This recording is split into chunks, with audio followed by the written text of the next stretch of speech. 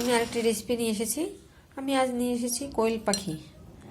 কোয়েল পাখি ভালো করে কেটে ধুয়ে পরিষ্কার করে নিয়েছি।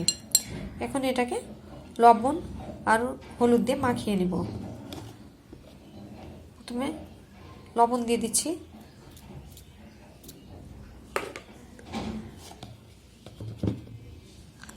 হলুদ দিয়ে দিচ্ছি।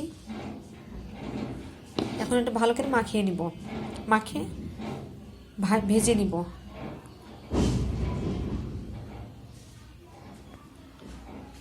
ফ্রাই প্যানে তেল দিয়েছি, তেল গরম হয়ে গেছে। এখন কোয়েল পাখিগুলো ভেজে নিব, একটা করে দিয়ে দিচ্ছি।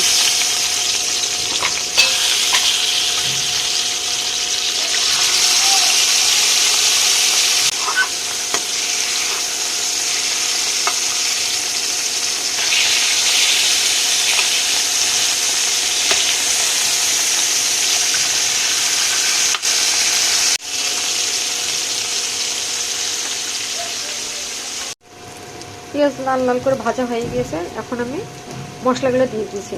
এখানে সব ধরনের মশলা আছে, আদা বাটা, রসুন বাটা, জিরার গুঁড়া, ধনিয়ার গুঁড়া, গরম মশলার গুঁড়া, স্বাদ মতো লবণ দিয়ে দিচ্ছি।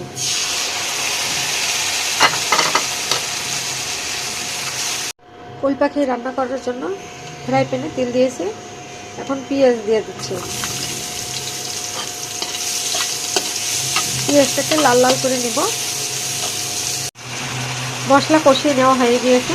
আমি এখন কোয়েল পাখিগুলো দিয়ে দিচ্ছি। কোয়েল পাখির মাংসগুলো দিয়ে একটু কষিয়ে নিব।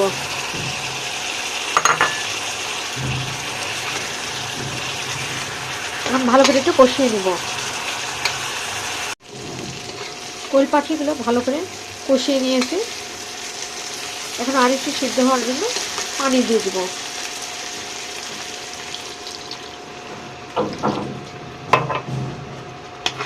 একটু ফুটে উঠলে নামিয়ে নেব।